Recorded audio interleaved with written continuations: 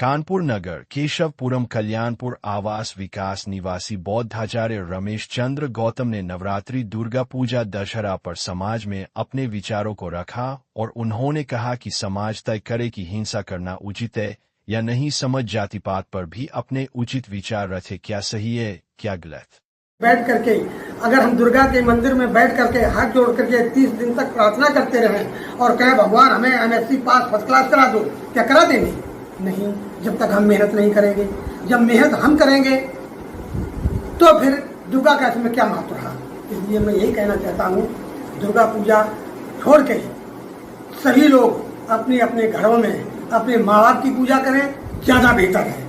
यदि माँ बाप की पूजा करेंगे, माँ बाप को अपनाएंगे, माँ बाप के विचारों पर चलेंगे तो निश्चित रूप से आपका भला होगा। मैं यही कहता हूँ, इस संसार में सभी दुर्गा हैं और सभी पूजक हैं, लेकिन बनावटी नहीं। अपने अपने माँ बाप और हमारे लिए तो ये भी कहा गया, जिसको आप हमारे सनातनी लोग ये कहते हैं, हिंदू धर्म के लोग, कि हम गणेश जी की पूजा करते हैं, लेकिन गणेश जी कहता है कि तुम मेरी पूजा क्यों करते हो। उसने साफ कहा है, माता होती बड़ी भूमि से, पिता स्वर्ग से उच्च महान, आदि पूज्य बन गए तभी से मंगलमय शुक्र भगवान। हमने अपने माता पिता की पूजा की है तो हम भगवान बने हैं। तुम भी अपने माता पिता की पूजा करो, तुम भी भगवान बन सकते हो। हमारी पूजा क्यों करते हो? ये गणेश कहता है, तो ये हम क्यों नहीं इस चीज को, वास्तविकता को क्यों नहीं अपनाते हैं। इसलिए मैं यही कहना चाहता हूँ संसार से कि संसार में आए हैं तो एकता अखंडता को कायम रखें, तभी ये संसार सुचारू रूप से चल सकेगा। अब बात ये आती है कि रावण की हकीकत में अगर देखा जाए तो अगर लंका में जाकर के किसी भी व्यक्ति से पूछा जाए कि क्या यहाँ रावण पैदा हुआ था, तो कहेगा नहीं हुआ था। तो रावण है क्या चीज? तो मैं ये कहना चाहता हूँ, रावण जो इन लोगों ने अपने बनाया है वो बृहदत्त मौर्य समाज का राजा था और 10वां राजा था, इसलिए उसके 10 शीश बना दिए। इसीलिए उन्होंने ये समाज को बरगलाया है।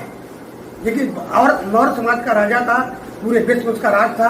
अशोक सम्राट का बाद 10वां राजा था, उसका पूरे विश्व में अशोक सम्राट के राजा सम्राट का राजा, उसका नाती पोता बहुत बड़ा था। उसको उन्होंने जो है एक पुष्प सिंह का नाम का यहाँ मतलब उनके राज्य में जनरल था सेना का, तो उसको उसने पाला और उसको बनाया। तो पुष्प सिंह ने एक बार क्या किया कि शस्त्रालय में जाकर के राजा से कहा, ब्रह्मदत्त से कहा कि राजा ब्रह्मदत्त से कहा कि जाकर के वहाँ देखिए शस्त्रालय में आप निरीक्षण करिए। जैसे राजा शस्त्रालय में जाता है और बृहदत्त को पुष्प सिंह मार देता है, तो उस मार देता है तो उस राजा के उपलक्ष्य में रावण के रूप में उसे आज जलाया जाता है। हकीकत ये है। और मैं यही कहता हूँ, इन चीज़ों में ज़्यादातर लोग अपनी बुद्धि का प्रयोग करें कि इतिहास है, इतिहास में किस प्रकार से लोग उल्टा अपने राज्य में उल्टा सीधा कर सकते हैं और किया गया है। वास्तव में ये भारत देश एक ऐसा देश है जो कि विश्व में कहीं भी ऐसा देश नहीं है। यहाँ सभी प्रकार से परिपूर्ण रूप से प्राकृतिक प्रदत्त है, लेकिन आदमी या भारत का इस प्राकृतिक प्रदत्त को अपने में संजोए नहीं पा रहा है।